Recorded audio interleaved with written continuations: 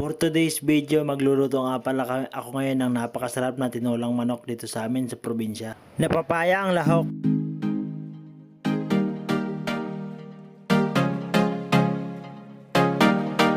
For today's video, magluluto nga pala ako ng tinulang manok kayon. At ito, pinatadtad ko na rin sa tatay ko yung manok na binigay sa akin ng tita ko kanina. Bale, ito nga pala yung bayad niya sa akin nung hinatid ko siya sa bayan. Bale, halagang 140 nga mahigit itong karne na to. Kaya ayan, pinatadtad ko na sa tatay ko para mapabilis. Kasi hindi rin talaga ako marunong magtadtad ng mga ganitong karne. Medyo madami nga pala tong karne na binigay sa akin. Kaya tinanggal na rin ng tatay ko yung mga impurities na hindi dapat doon sa manok. Naalala ko pa nga, nung maliliit pa kami, nakakain lang kami ng tinolang manok pagsahod ng tatay ko bilang barangay official sa aming barangay. At sa tuwing nagkakati talaga kami ng manok, yung tatay ko talaga nag-aasikaso at nag-iintindi ng manok na kakatayin namin. Ayan, tinatadtad ng tatay ko yung chicken breast. At dahil pagod na rin ang asawa ko sa paglalaban ng mga damit namin, naisipan ko siya ipagluto ng tinolang manok. At para makahigop na rin siya ng mainit-init na sabaw. Fast forward, matapos tadtarin ng tatay ko yung manok, hinugasan ko na ito dito sa may lababo namin. At pag naghuhugas nga pala ako ng karne, nilalagyan ko ng asin para matanggal yung mga hindi kaaya-ayang amoy doon sa karne. Nilamas-lamas ko nga yan at saka 3 beses ko binanlawan para maayos ang pagkakahugas doon sa karne. At para mawala din ang mga dumi nakadikit dito sa karne.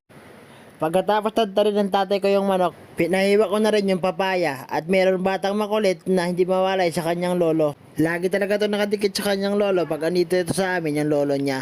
Fast forward, pumunta na rin ako sa bahay ng tatay ko. Ayan, kumuha na rin ng dahon ng sili para may panglahok doon sa lulutuin kong tinola. Ayan, tanim pala ito ng lola ko. Maliliit pa lang kami, buhay na tong sili na to. Dito rin kami kumukuha ng sili na ilalahok namin pag magluluto kami ng sinabawang isda o sinabawang karne.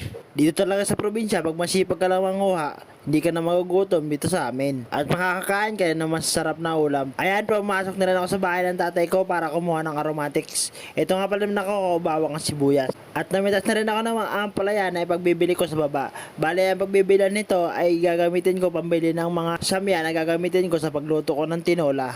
Madami na nga bunga ang ampalaya at ito lahat yung mga nakuha ko. Bale, nakakuha ko ng 4 na piraso. Bale, pinagtanggal-tanggalan ko ng plastic para maibenta ko mamaya doon sa baba. Pagkatapos kong tanggalan ng mga plastic yung ampalaya, ito pala yung lahat ng mga nakuha ko. Ampalaya, sibuyas, bawang at saka yung dahon ng sili. Napakasarap dito talaga sa probinsya ko. Kung masipag ka lang talaga, manguha. Maraming libre dito sa amin sa probinsya. Nilagay ko na nga sa plastic yung mga dala ko para madala ko ng maayos papunta sa baba. Fast forward, andito na ako sa baba. Nagayat na rin ako ng mga aromatics tulad ng sibuyas. At hinugasan ko na rin yung siling pangsigang. Nagdikdik na rin ako ng bawang para